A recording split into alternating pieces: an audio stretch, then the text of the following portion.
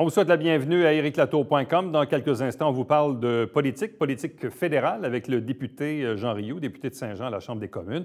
Il y a plusieurs enjeux à discuter, le REM, le prolongement de l'autoroute 35, évidemment l'immigration et l'effet sur les producteurs laitiers de la région de cette nouvelle entente tripartite avec les États-Unis et le Mexique. Mais d'abord, on vous parle de cet événement qui est tant attendu, 3e édition, c'est ce samedi, dès 18 h, Mont-Vieux-Saint-Jean, la nuit.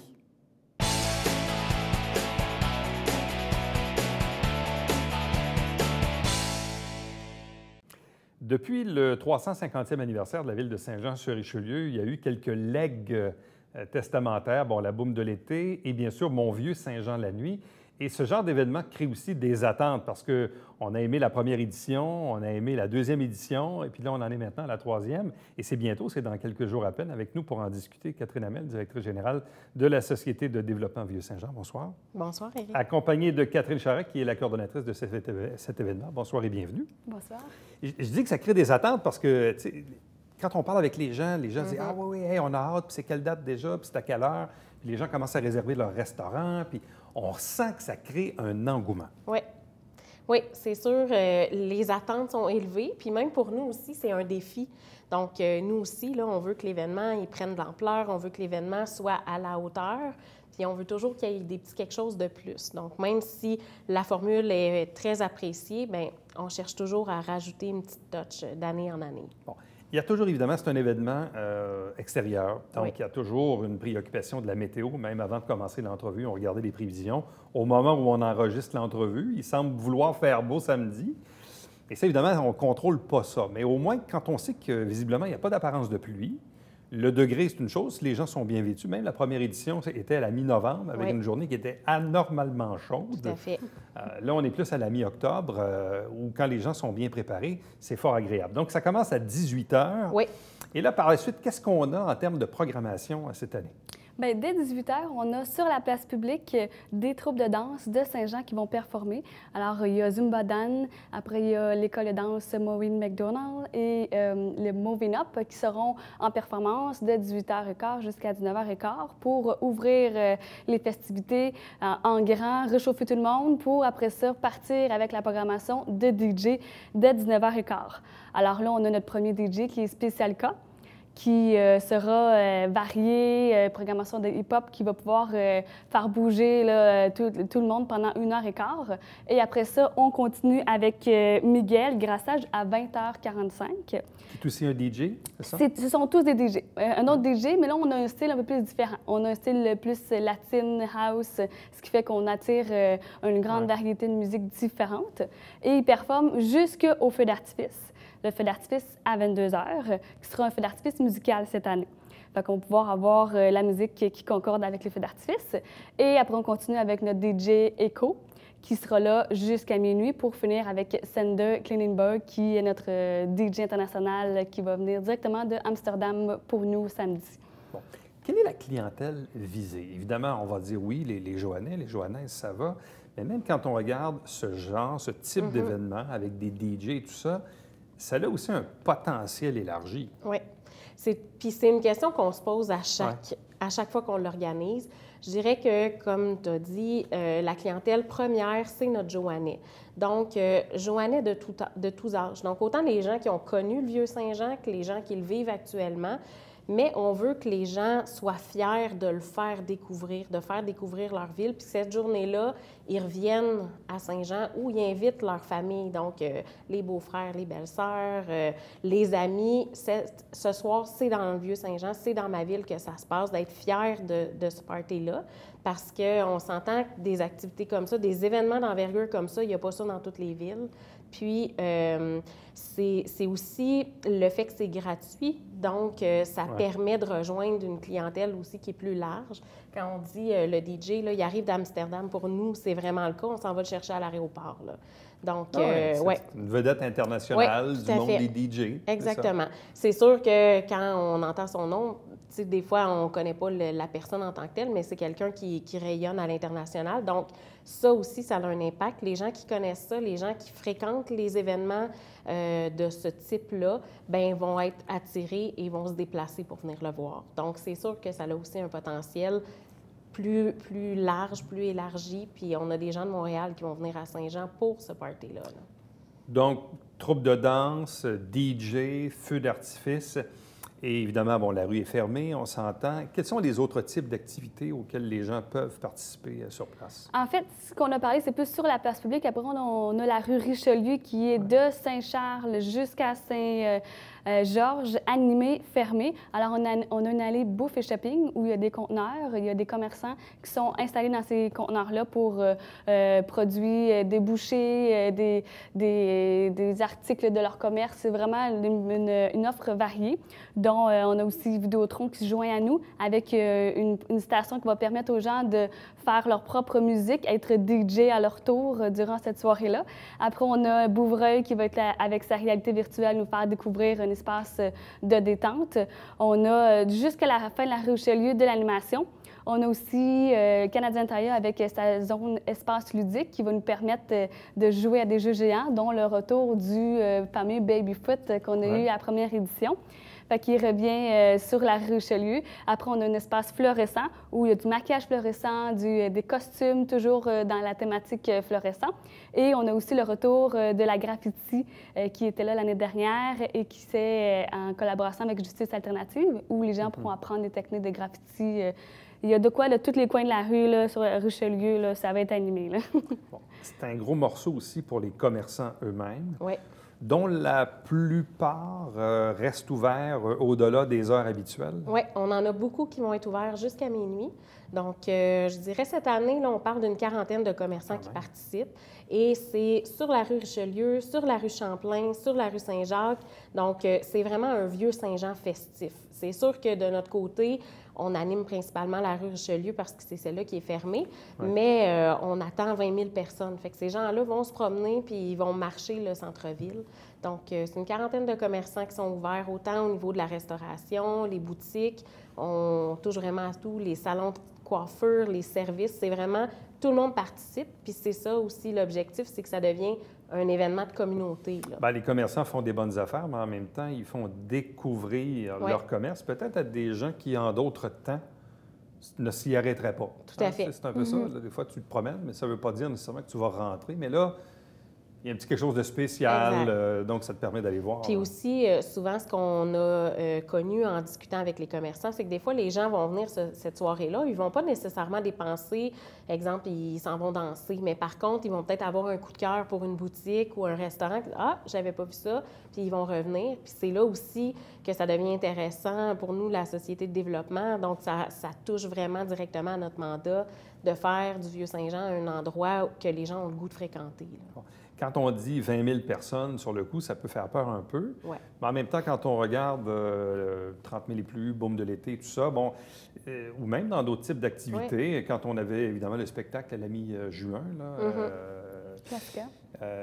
effectivement, donc on réussit quand même à attirer des bonnes foules sans qu'il y ait nécessairement de contraintes au niveau du stationnement. Exact. Bref, qu'est-ce que vous recommandez aux gens par rapport au déplacement, au stationnement? Bien, on a pour l'occasion de cette soirée-là le transport gratuit offert par la Ville de Saint-Jean. Il y a aussi la ligne rouge et la ligne bleue qui sera modifiée pour avoir des heures plus prolongées de service. Fait qu'on recommande, oui, le transport en commun, mais il y a beaucoup de stationnements qui sont avoisinants, puis il suffit juste de marcher un petit peu, puis on trouve du stationnement là, sans problème depuis le début de c'est ça, on l'a vu depuis là. 2-3 ans quand il y a des activités de masse dans le centre-ville. Finalement, les gens s'accommodent, stationnent pas trop loin dans les rues avoisinantes. C'est certain que l'offre aussi, ce qui se passe dans l'événement rend agréable de prendre une marche. Donc, c'est ça aussi. Donc, les gens vont dire, je vais me stationner plus loin, c'est pas compliqué. Après, on marche, il fait beau, puis je m'en vais vivre une belle expérience. Donc, ça aussi, ça a un impact. Puis, je pense que de plus en plus, les gens sont conscients de prendre soin d'eux. Donc, prendre une marche, c'est bon pour la santé. Bon, parlez-nous un peu des commanditaires, des partenaires, parce que, mettre sur pied un événement comme celui-ci demande une logistique qui est probablement beaucoup d'heures pour vous-même. Mais c'est quand même aussi élargi. Là, vous avez besoin de ressources additionnelles. Oui. C'est certain que notre partenaire essentiel dans ce projet-là, c'est vraiment la Ville de Saint-Jean-sur-Richelieu. Donc, sans eux, cet événement-là n'est pas rendu possible juste par les services aussi de police, les fermetures de rue, des choses comme ça. Ensuite, on a plusieurs partenaires comme tout à l'heure, Catherine mentionnait, dans chacune des zones, donc que ce soit Vidéotron, Bouvreuil, Canadian Tire, c'est des partenaires qui sont présents, mais on a aussi beaucoup de partenaires en service. Donc, la communauté johannaise est vraiment mise à contribution, que ce soit par le transport des conteneurs qu'on amène, donc avec le groupe Morin, tous les gens, la location de certains matériaux comme un lift truck, bien, faut faire affaire avec un partenaire local. Fait que c'est sûr que nous, comme on dit, on dépense localement, mais en même temps, les gens y contribuent aussi avec les services. Là. Bon. Donc, ça commence à 18 h et ça va se terminer au-delà de minuit? En fait, on poursuit là, jusqu'à 2h30, 3h du matin, là, puisque le dernier DJ arrive à minuit. Alors, c'est sûr que la rue Richelieu, les commerces ne restent pas ouverts jusqu'à 3h, mais la programmation musicale rend possible. Les bars qui auront sur la place publique avec Dorchester seront possibles jusqu'à 3h, là, avec une variété de cocktails, de bières. Là. Le party va te pogner, comme on dit. Bon, donc, on invite les gens donc à avoir peut-être un bon manteau. Oui. Mitaines, gants. On nous annonce peut-être un 5-6 degrés en soirée à ce moment-ci. Pas trop de vent nécessairement. Le blanc, le fluorescent, avoir des articles lumineux. Il y a un yoga lumineux aussi en plein milieu de la soirée. Donc, c'est de se mettre dans l'ambiance. Puis, la rue est éclairée au black light. Donc, ça rajoute toujours un petit élément nocturne agréable. Qu'est-ce qu'il vous reste à faire d'ici samedi? À être sur le terrain. Finaliser la participation aussi de nos bénévoles. C'est un événement qui demande beaucoup, beaucoup de personnes qui vont participer. Donc, finaliser les petites touches, aller chercher nos commandes. On est dans la logistique finale. Oui. Alors, Montvieux-Saint-Jean, la nuit, 3e édition, ce samedi, 13 octobre, dès 18 h. Donc, préparez-vous. Planifiez cette soirée. Planifiez, évidemment, avec vos amis, la famille et tout ça. Bref, le rendez-vous est donné pour cette nouvelle édition de Montvieux-Saint-Jean la nuit. À vous deux, merci beaucoup. Merci. Restez avec nous puisqu'au retour, on vous parle des enjeux fédéraux avec le député de Saint-Jean à la Chambre des communes, Jean Rioux.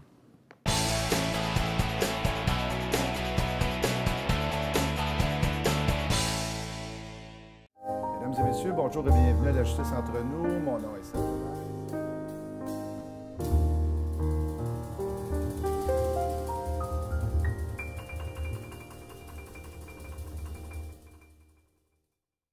Salut, ici Alexandre Baudouin. Et François Trépanier. François, cette semaine à Sport Express, spéciale Ligue de hockey junior 3 du Québec et des Forts de Chambly. Oui, une équipe qui a commencé sa saison à Saint-Jean-sur-Richelieu, puis un match sur le suicide qui s'en vient au mois de novembre. Ouais, faut pas manquer ça.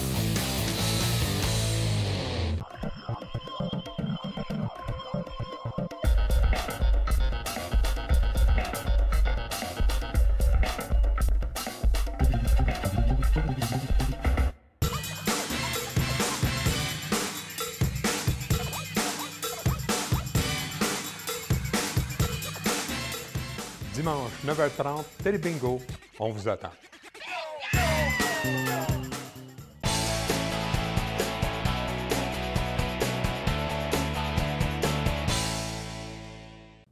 Depuis quelques semaines, évidemment, nos yeux étaient rivés sur le déroulement de cette élection du côté de Québec. Maintenant, on retourne un peu aux affaires courantes. Il y a toujours de la politique qui se fait du côté d'Ottawa. On en discute avec notre député fédéral, Jean Rioux. Bonsoir et bienvenue. Bonsoir. D'ailleurs, vous avez eu l'occasion, je pense, de rencontrer déjà Louis Lemieux. Et effectivement, donc on a échangé de dossiers régionaux qui nous tiennent à cœur. Le prolongement du REM, évidemment la 35, et je lui ai demandé de piloter l'ensemble des députés de la région pour s'assurer que ce projet-là soit bien déposé au ministère des Transports parce que M. Garneau, le ministre des Transports, va communiquer rapidement ou avec le nouveau ministre des Transports du Québec pour lui dire qu'on veut terminer ce fameux 13 km. C'est une zone qu'on appelle sécuritaire pour le Canada, advenant un incident qui arriverait à la colle, à la frontière, bien, d'avoir une alternative, et c'est la 35. Bon, tous les partis l'avaient promis lors de l'élection. Bon, la CAQ est maintenant majoritaire. Ottawa, donc, avait réaffirmé, évidemment, son aide là-dedans. D'ailleurs, le ministre Garneau, qui était de passage cet été au Festival de Montgolfière, il a lui-même fait une envolée. Oui, je ne sais pas s'il l'a apprécié. Oui. Qui a apprécié. Pour un astronaute qui est allé 3 fois dans l'espace. Et qu'est-ce qu'il m'a dit avec ironie? Tu penses-tu que c'est dangereux, Jean? Un homme qui est habitué dans les hauteurs. C'est quand même particulier. Non, je trouvais l'image forte parce que le type est allé 3 fois dans l'espace. Et là, c'était son premier vol de Montgolfière. Le premier vol et qui a bien apprécié. je pense que ce festival-là nous permet des rencontres extraordinaires et fait connaître notre région. Bien, je pense que ça en est un exemple. On a eu aussi la ministre Petitpas, la ministre de la Santé, qui a fait un envolé. Bon, on a eu le premier ministre, sauf que maintenant, de son statut, on ne lui permet pas de tout faire ce qu'il désire. C'est ça, mais il est quand même venu faire un tour au Montgolfière avant de se diriger à Sabrevois, où vous aviez là, une activité partisane. Exactement. Bon. Les dossiers de l'heure, évidemment, il y en a deux qui me viennent en tête. Bon, d'abord, l'immigration, parce qu'on en a beaucoup parlé durant la campagne électorale au Québec. Et honnêtement, moi, je regarde ça, je me dis, bon... C'est-tu 40 000, c'est-tu 50 000, c'est-tu 45, c'est-tu 32, c'est-tu 50... Honnêtement, je ne suis pas convaincu que le chiffre est si important que ça. Par contre, tout le monde s'entendait pour dire qu'il faut mieux les intégrer parce que si, effectivement, on en fait rentrer 50 000 par année, mais qu'on en perd parce qu'on ne réussit pas à les intégrer aux Français, au marché du travail, que la majorité des immigrants atterrissent à Montréal alors que les besoins sont peut-être en région. Et on le sait, c'est un champ de juridiction qui est un peu partagé entre le fédéral et le provincial. Et d'ailleurs, vous-même, vous vous interrogez sur la question. Et là, je pense que vous allez tenir une table ronde. Là. Oui, on va avoir une table ronde parce qu'on veut informer les gens sur l'immigration, demandeurs d'asile, réfugiés. Souvent, les gens vont tout mélanger ça. Donc, on veut essayer de les renseigner. C'est des statuts qui sont différents. Tant que vous l'avez bien énoncé, le dossier d'immigration, c'est avec le Québec, c'est la seule province que la compétence est partagée. Donc, de déterminer le nombre, de s'occuper de l'intégration relève de la province. Donc, c'est un élément qu'ils doivent assumer. Autant, et c'est pour ça qu'il y a des ententes, les fonds en fonction de l'immigration, en fonction des demandeurs d'asile, sont déjà alloués aux provinces. Il peut y avoir des ajustements, comme on en a eu un dernièrement avec le Québec, vu le nombre de demandeurs d'asile à la colle. Bon. On a parlé beaucoup dans cette campagne au provincial de la pénurie de main-d'œuvre. Mais souvent, le problème de pénurie de main-d'œuvre, il vient aussi avec l'enjeu de l'immigration. Moi, je rencontre beaucoup de gens d'affaires, bon, principalement dans la restauration, l'entretien ménager. Bon, oui, c'est vrai, des boulots à 12, 13, 15 $ de l'heure, c'est peut-être pas les boulots les plus payants de la société, mais c'est quand même des champs d'emploi où il y a des besoins de main-d'œuvre. Effectivement, ça, c'est une réalité et je pense que vous pourriez rallonger. C'est partout qu'il manque d'emplois. On prévoit que dans les 10 prochaines années, c'est 1,5 million qu'on va avoir besoin de travailleurs.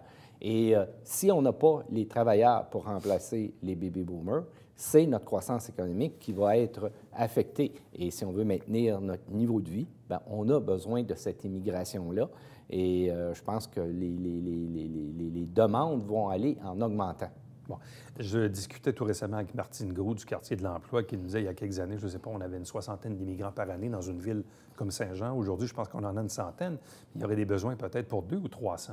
Donc, comment on peut faire, comment les deux gouvernements peuvent travailler de pair pour faire en sorte que les immigrants, puis on n'est pas très loin de Montréal non plus, là, que les immigrants atterrissent dans des régions comme la nôtre? Bon, ici, il y a un dossier que je travaille depuis mon élection, c'est d'avoir que la ville soit reconnue comme ville d'accueil.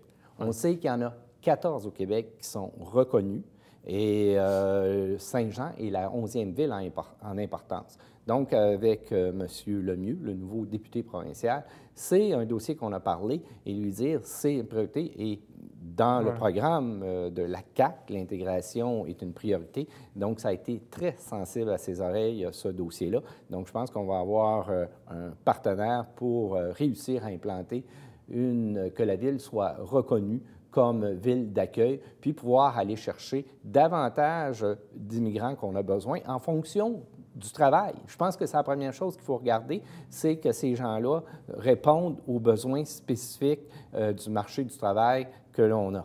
Bon. L'arrivée du nouveau gouvernement à Québec, oui, amène cet enjeu de l'immigration, mais aussi vient celui des signes religieux. Et je sais que c'est un sujet plus délicat.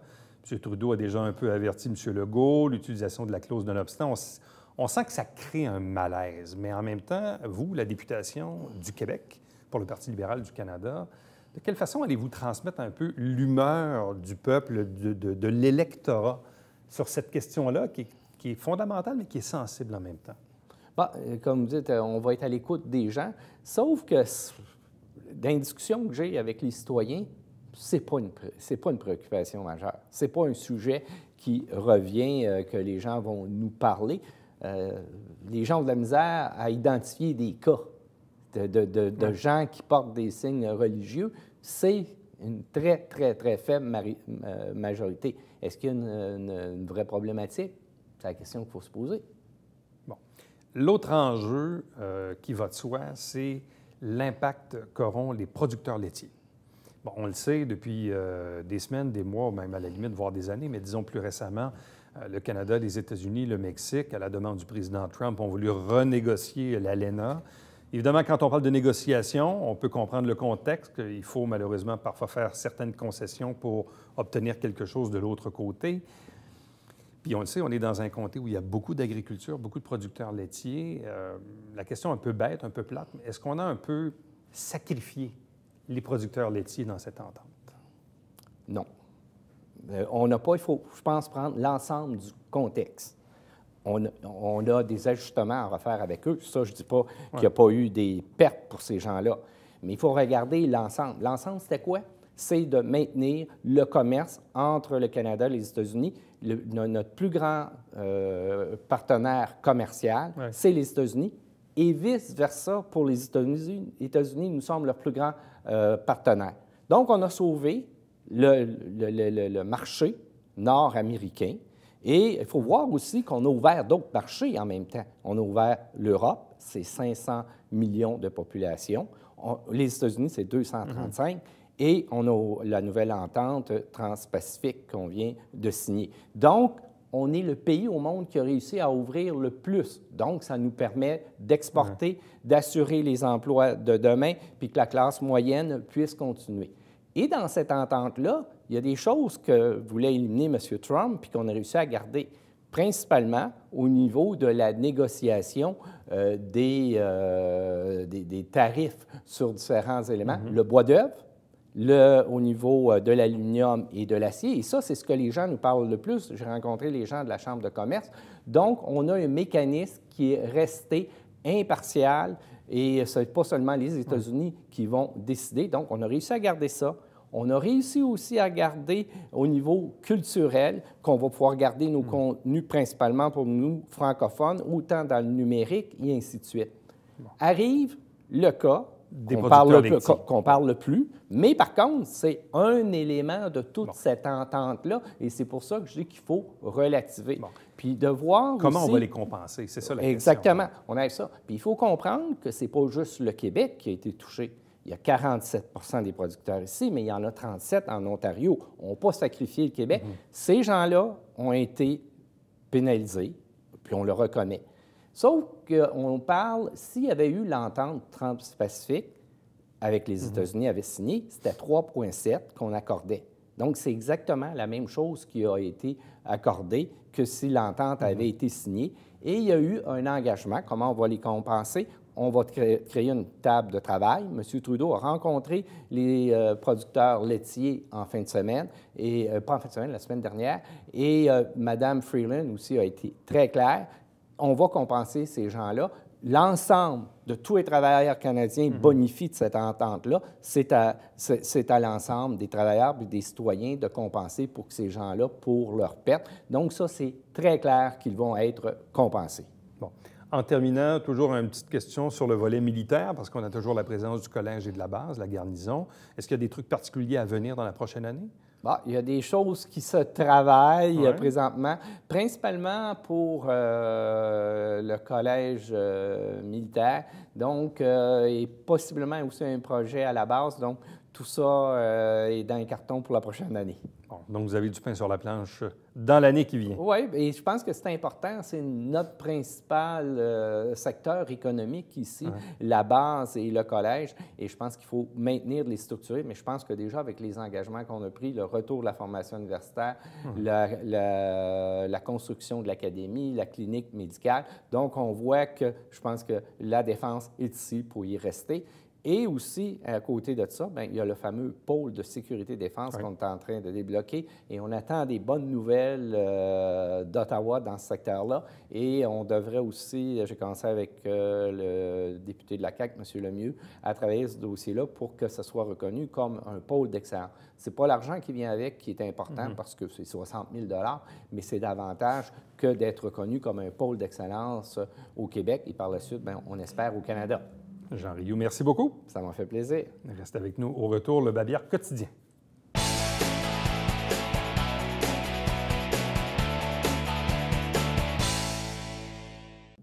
Jeudi, le 11 octobre, à la Bibliothèque Saint-Luc, conférence du cardiologue Dr François Reeves qui va porter sur les effets de l'environnement sur notre santé. Donc, c'est un médecin, un cardiologue qui se spécialise beaucoup là-dessus et c'est pour ça qu'on appelle ça une éco-conférence.